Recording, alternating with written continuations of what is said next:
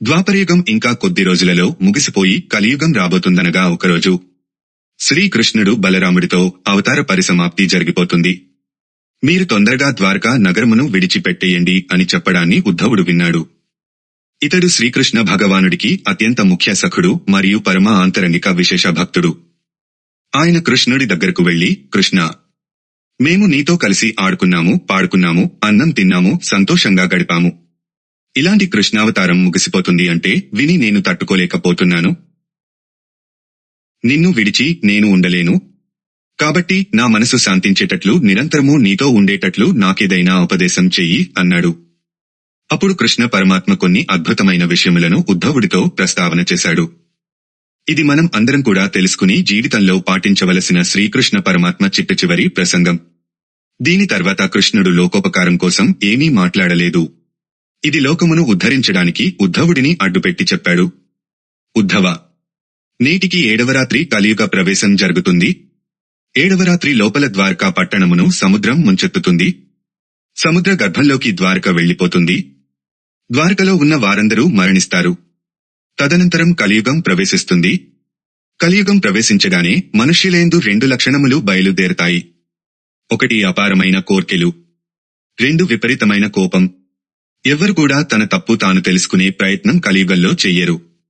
కోర్కెల చేత, అపారమైన కోపము చేత తమ ఆయుర్దాయమును తాము తగ్గించుకుంటారు. కోపము చేతను, అపారమైన కోర్కెల చేతను తిరగడం వలన వ్యాధులు వస్తాయి. వీళ్లకు వ్యాధులు పొటమరించి ఆయుర్దాయమును తగ్గించి వేస్తాయి. కలియుగంలో ఉండే మనుష్యులకు రాను రాను వేదము ప్రమాణము కాదు. కోట్ల జన్మల అదృష్టము చేత వేదము ప్రమాణమని అంగీకరించగల స్థితిలో పుట్టిన వాళ్లు కూడా వేదమును వదిలిపెట్టేసి తమంత తాముగా పాషండ మతములను కౌగలించుకుని అభ్యున్నతిని విడిచిపెట్టి వేరు మార్గములలో వెళ్లిపోతారు. అల్పాయుర్దాయంతో జీవిస్తారు. రాజయోగం చేయడం మరచిపోతారు. తద్వారా బ్రహ్మయోగం అనబడే క్రియాయోగం లేదా నేనున్న స్థితికి చేర్చే లయయోగం ఒకటి ఉందనేది తెలుసుకోరే ప్రయత్నం చేయరు. ఆడంబరాలకు ప్రాధాన్యతనిస్తారు. ఉపవాసములు తమ మనసును సంస్కరించుకోవడానికి, ఆచారమును తమంత తాము పాటించడానికి వచ్చాయి. రానురాను కలియుగంలో ఏమవుతుందంటే ఆచారములను విడిచిపెట్టేయడానికి ప్రజలు ఇష్టపడతారు. ఆచారం అక్కర్లేదనే పూజలు ఏమి ఉంటాయో వాటియందు మక్కువ చూపిస్తారు. వాటి వలన ప్రమాదము కొని తెచ్చుకుంటున్నామని తెలుసుకోరు. అంతఃశుద్ధి ఉండదు.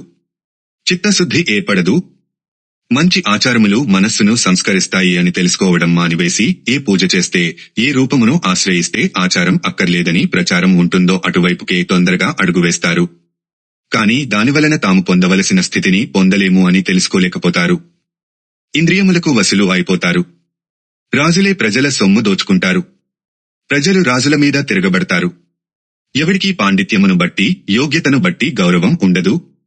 కలియుగంలో ఏ రకంగా ఆర్జించాడన్నది ప్రధానం అవదు. ఎంత ఆర్జించాడన్నది ప్రధానం అవుతుంది. ఎవడికి ఐశ్వర్యం ఉన్నదో వాడే పండితుడు. భగవంతుని పాదములను గట్టిగా పట్టుకుని తరించిన మహాపురుషులు ఎందరో ఉంటారు. అటువంటి మహాపురుషులు తిరుగాడిన ఆశ్రమములు ఎన్నో ఉంటాయి. కలియుగంలో ప్రజలు అందరూ గుళ్ల చుట్టూ తిరిగే వాళ్లే కాని అటువంటి మహాపురుషులు తిరుగాడిన ఆశ్రమాల సందర్శనం చేయడానికి అంత ఉత్సాహమును చూపరు. అటువంటి ఆశ్రమములలో కాలు పెట్టాలి. అటువంటి మహాపురుషుల మూర్తులను సేవించాలి. కాని అక్కడకు వెళ్లకుండా హీనమైన భక్తితో ఎవరిని పట్టుకుంటే తమ కోర్కెలు సులువుగా తీరగలవు అని ఆలోచన చేస్తారు. ఈశ్వరుని యందు భేదమును చూస్తారు. కాబట్టి నీకు ఒక మాట చెబుతాను. ఈ వాక్యమును నీవు బాగా జ్ఞాపకం పెట్టుకో. ఇంద్రియముల చేత ఏది సుఖమును ఇస్తున్నదో అది అంతా డొల్ల. అది నీ మనుష్య జన్మను పాడు చేయడానికి వచ్చినదని గుర్తుపెట్టుకో. దీని నుంచి దాటాలని నీవు అనుకున్నట్లయితే ఇక్కడి నుండి బదరికాశ్రమమునకు వెళ్లిపోడు. కలియుగంలో గాని ఏ యుగంలో గాని నీ శ్వాసను గట్టిగా పట్టుకోవడం నేర్చుకో.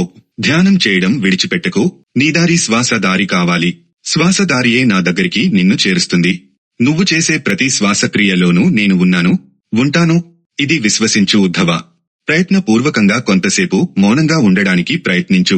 మౌనము ధ్యానం, ఇంద్రియ నిగ్రహము చేయుట, నోటిలోని మౌనం, మనసులోని మౌనంతో ధ్యానంలో కూర్చొనుట, ఈశ్వరుని సేవించుట మొదలగు పనులను ఎవరు పాటించడం మొదలు పెట్టారో వారు మెట్లెక్కడం మొదలు పెడతారు.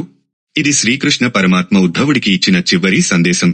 ఈ సందేశం ఉద్ధవుడికే అనుకుంటే పొరపాటు. ఇది మనందరి కోసం పరమాత్మ చెప్పిన సత్యం. కృష్ణం వందే జగద్గురుం.